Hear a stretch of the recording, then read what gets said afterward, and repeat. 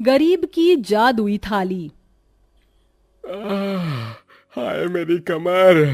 अरे आजकल तो मेरी कमर भी जवाब दे दिया है। हाय, हाय ये दर्द।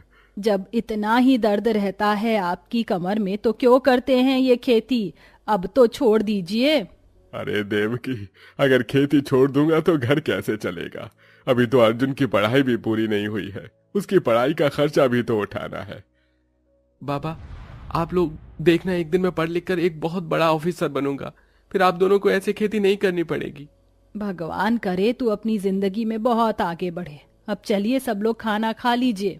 पूरा परिवार खेत में बने एक बड़े से पेड़ के छांव के नीचे बैठकर खाना खाता है। बाबा, आज सुबह मैं अखबार पढ़ रहा था, सुनने में आया है कि इस साल सब्जियों के दाम दुगने हो जाएंगे। ये तो सच में बहुत बढ़िया खबर है। अगर ऐसा हुआ तो इससे किसानों को बहुत फायदा होगा।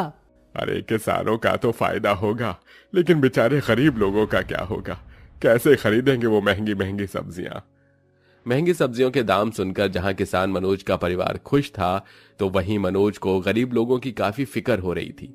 ऐसे ही समय गुजरता है और कुछ दिनों में मनोज खेती करके सारी सब्जियां लेकर उन्हें बाजार में बेचने के लिए निकल जाता है।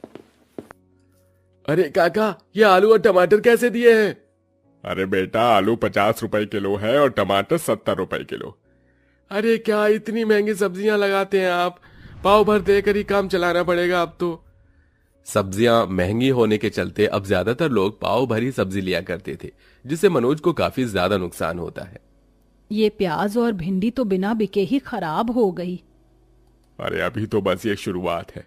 मुझे तो लगता है आजकल जो पाव भर में सब्जियां बिक रही हैं, वो भी आगे चलकर नहीं बिकेंगी। मनोज की सोच बिल्कुल सही निकलती है। कुछ दिनों में लोगों ने सब्जियां खरीदना बिल्कुल ना के बराबर कर दिया था, जिससे मनोज का काफी नुकसान होता है और मनोज की मुश्किल से 50-100 रुपए की कमाई हो पाती है और इन पैसों में घर का खर्च लाना बिल्कुल नामुमकिन था। हे भगवान, अगर ऐसा ही रहा तो घर का खर्चा कैसे चलेगा? ऊपर से अर्जुन के कॉलेज की फीस भी अगले महीने तक जमा करनी है। अरे मुझे तो समझ में नहीं आ रहा, कहीं ऐसा ना हो कि खेत गिरवी रखने की नौबत आ जाए। शुभ शुभ बोलिए। अगर ऐसा हुआ तो हम तो बर्बाद हो जाएंगे। हमारे पास इस खेत के अलावा और है ही क्या? अपने माँ बाप की हालत और उनको परेशान देख अर्जुन अब एक बहुत बड़ा फैसला लेता है। माँ, बाबा, मैं जानता हूं आप लोग काफी परेशान हैं, लेकिन अब आपको और परेशान होने की कोई जरूरत नहीं है। मैंने सोच लिया है, अब मैं शहर जाकर नौकरी करूंगा। अरे बेटा नहीं, पढ़ाई की उम्र में हम तुझे नौकरी नहीं करने दे सकते। बाबा, मैं हमेशा के लिए पढ़ाई थोड़े ना छोड़ रहा हूँ, सिर्फ कुछ दिनों के लिए पढ़ाई से ब्रेक ले रहा हूँ। जैसे घर के हालात ठीक हो जाएंगे मैं दोबारा पढ़ाई शुरू कर दूंगा। अर्जुन की बात सुन मनोज और देवकी को अपने बेटे के लिए काफी दुख होता है। अगले दिन होते ही अर्जुन शहर की बस पकड़कर काम के लिए निकल जाता है। तभी अचानक रास्ते में अर्जुन की बस का एक्सीडेंट हो जाता है, जिसमें अर्जुन को काफी गहरी चोट आती है।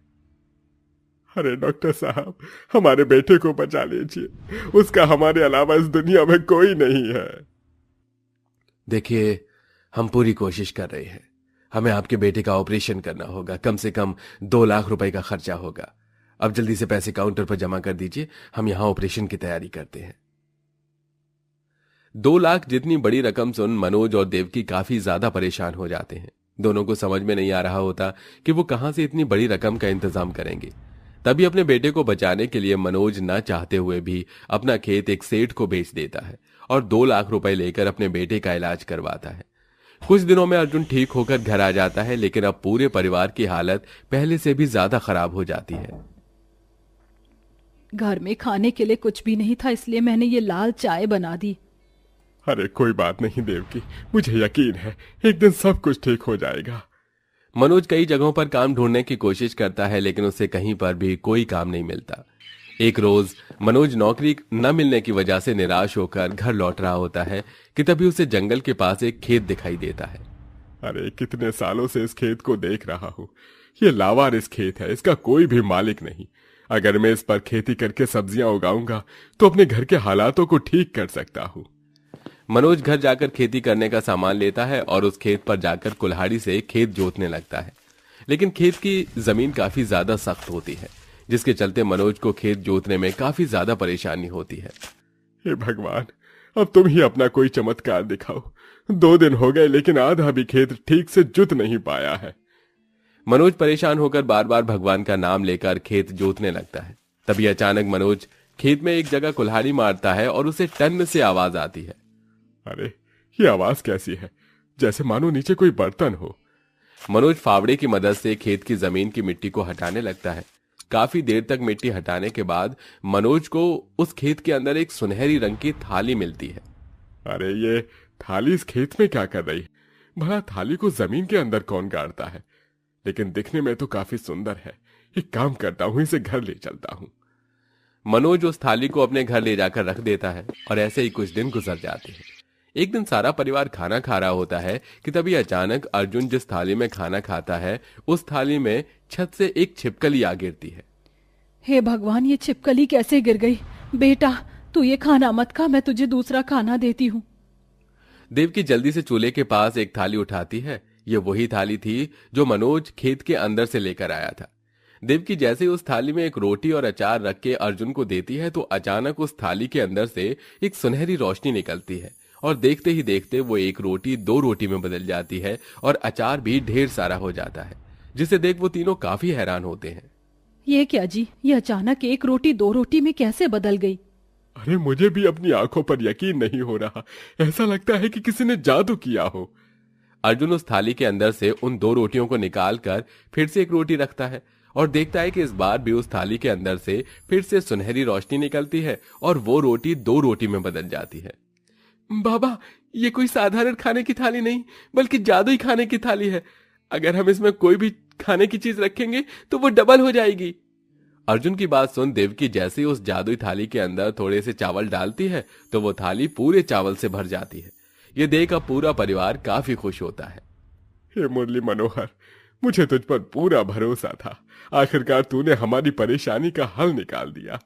देवकी, अर्जुन, अब हम इस जादुई थाली की मदद से थोड़े से खाने को ज्यादा खाने में बदलेंगे और उन्हें ले जाकर बेचकर पैसे कमाएंगे। अगले दिन होते ही मनोज पड़ोस से थोड़े से पैसे उधार मांग अच्छा खाना बनाने का सामान लेकर आता है, जिससे देवकी तरह तरह के पकवान बनाती है। उन सभी पकवानों को एक एक कर उस जादुई थाली में रख देती है और देखते ही देखते वो थोड़ा बहुत पकवान पहाड़ जितना बढ़ जाता है और अब उन पकवानों को लेकर तीनों ठेले पर उन्हें बेचने के लिए निकलते हैं। क्या बात है काकी, कल तक तो आप लोग रोटी रोटी के लिए तरस रहे थे और आज आप खाना बेच रहे हैं। कोई लॉटरी लग गई है क्या? ये तो बस भगवान की कृपा है। देवकी, मनोज और अर्जुन अब तीनों हर रोज और जादुई खाने की थाली की मदद से खाने को डबल करके उन्हें बेचकर ढेर सारे पैसे कमाते हैं, जिससे अब धीरे धीरे उनके घर के हालात भी ठीक होने लगते हैं। वहीं अर्जुन अपनी पढ़ाई दोबारा शुरू कर देता है। देवकी, कितने दिन हो गए हैं तुम्हारे हाथ की मसाला वाली चाय पिए हुए। जल्दी से 1 कप मसाला वाली चाय बना दो। जी बस ये पैसे रख दूं, फिर आपके लिए चाय बनाती हूँ। देवकी उन पैसों को ले जाकर संदूक में रख रही होती है कि तभी अचानक देवकी के हाथ से एक 50 रुपए का नोट गिरकर सीधा उस जादुई थाली में गिर जाता है और देखते ही देखते 50 रुपए का नोट ढेर सारे 50 रुपए के नोट में बदल जाता है, जिसे देखकर और मनोज काफी हैरान होते हैं। ये क्या जी, हमें तो लगता था कि ये जादुई थाली सिर्फ खाने को ही डबल कर सकती है, लेकिन इसने तो इन पैसों को भी डबल कर दिया। देवकी की बात सुन मनोज अब जैसे ही उस जादुई थाली में एक 100 रुपए का नोट डालता है तो वो भी ढेर सारे नोट में बदल जाते हैं, जिसे देख अब दोनों पति पत्नी का खुशी का कोई ठिकाना ही नहीं रहता।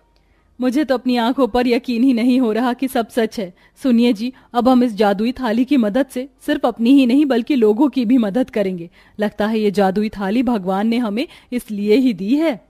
देवकी की बात सुन मनोज काफी खुश होता है, जिसके बाद अब वो लोग उन पैसों को डबल करते हैं और सबसे पहले मनोज सेठ से अपनी गिरवी रखी हुई जमीन को छुड़वा कर दोबारा उस पर खेती करना शुरू कर देता है। वहीं अब देवकी जहां अमीर लोगों को पैसों में खाना देती है, वहीं गरीब लोगों को मुफ्त में खाना देकर उनकी मदद करती है। बहन जी, आपका बहुत बहुत शुक्रिया। भगवान आपका भला करे। आज आपकी वजह से मेरा पूरा परिवार पेट भर कर खाना खा पा रहा है।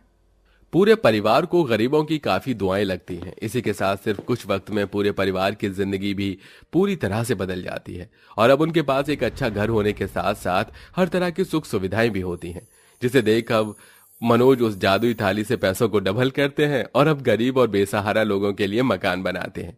वहीं हर दिन वो लोग भंडारा भी करवाते हैं। इसी के साथ लोगों की मदद करते हुए पूरा परिवार हंसी खुशी जिंदगी जीता है।